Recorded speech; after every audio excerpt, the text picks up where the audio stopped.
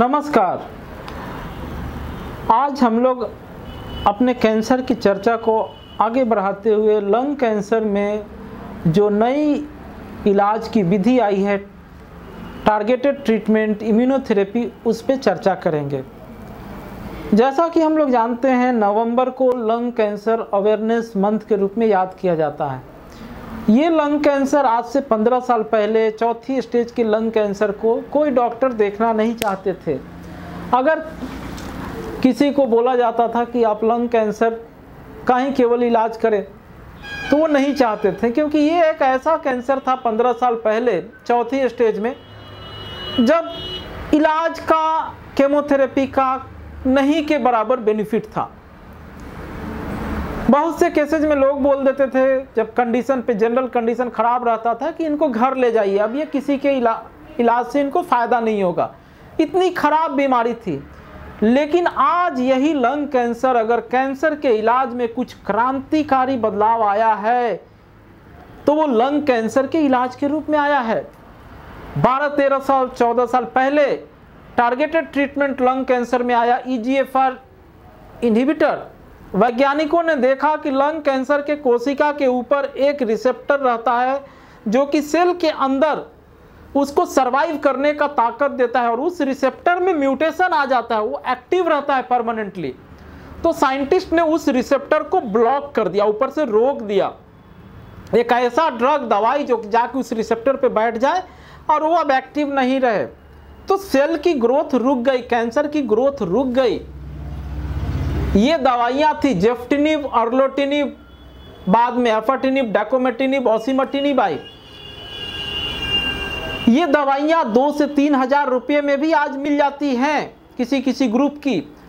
और ब्यूटी तो है कि कोई केमोथेरेपी नहीं, छोटी सी गोली, जैसे ब्लड प्रेशर के रोगी, डायबिटीज के रोगी लेते हैं, एक छोटी सी गोली लेते हैं, और वो चौथी स्टेज की कैंसर, जहाँ की पहले अब हम घर भेज देते कि जाइए अब सेवा कीजिए, अब कुछ नहीं बचा है, वैसे केस में मरीज को 2 साल, 3 साल, 4 साल, 5 साल हम जिंदा रख पाते हैं। उसके अलावा एल्क इन्हिबिटर आया, वैसा ही एक रिसेप्टर एल्क देखा गया, फिर मेट देखा गया, फिर बीरएफ देखा गया, फिर केरेस देखा गया। मतलब इतने म्यूटेशन मिलने लगे कि ये कैंसर, जो सबसे पहले साइलेंट कैंसर था कि हम किसी चीज से नहीं सुनेंगे, अब इसमें दवाई से दवाई, दवाई से दवाई, और सबसे ब्यूटीफुल बात है कि ये खाने वाली टैबलेट्स हैं, कोई केमोथेरेपी नहीं। लेकिन हाँ, इन सारे पेशेंट्स का हम जेनेटिक टेस्ट करते हैं, म्यूटेशन देखते हैं, कहाँ कहाँ म्यूटेशन है।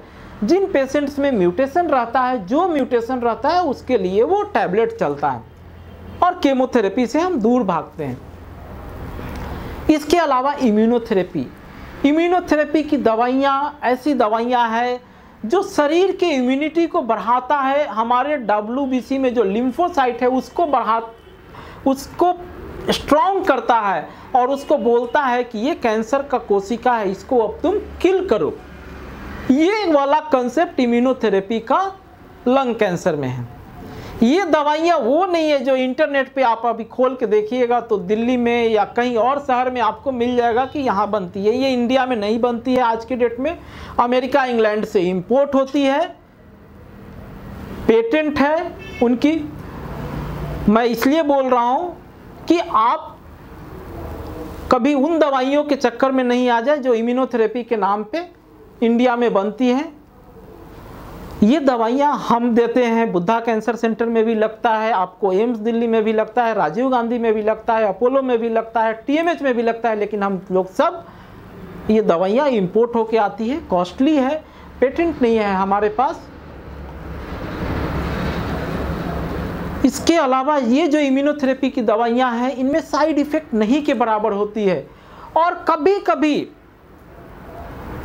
चौथी स्टेज का भी कैंसर लंबे समय तक, 8 साल 10 साल तक मरीज रह सकता है। कभी कभी, मैं बोल रहा हूँ, सब मरीज नहीं। लेकिन जहाँ कुछ नहीं था, आज वहाँ इतनी इलाज आ गई है।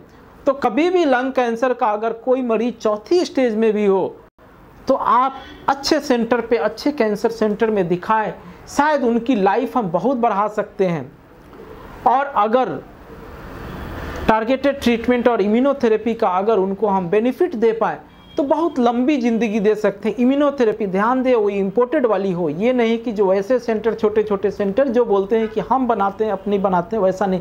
हम अगर बोले कि हम इधर इस हॉस्पिटल के पीछे BMW या रफाल फाइटर प्लेन बनाते हैं तो आप हंसीएगा। वैसे इम्यूनोथेरेपी की दवाइयाँ आज इंडिया में नहीं बनती है, ये इम्पोर्ट होके आती है। These are the miraculous drug, कभी कभी मिरेकल जादू की तरह काम करती है। मैं बार बार कभी कभी यूज कर रहा हूँ, सब पेशेंट में नहीं। तो आने वाले हो सकता है 8-10 साल में लंग कैंसर को हम 4थी स्टेज में भी ठीक कर पाए।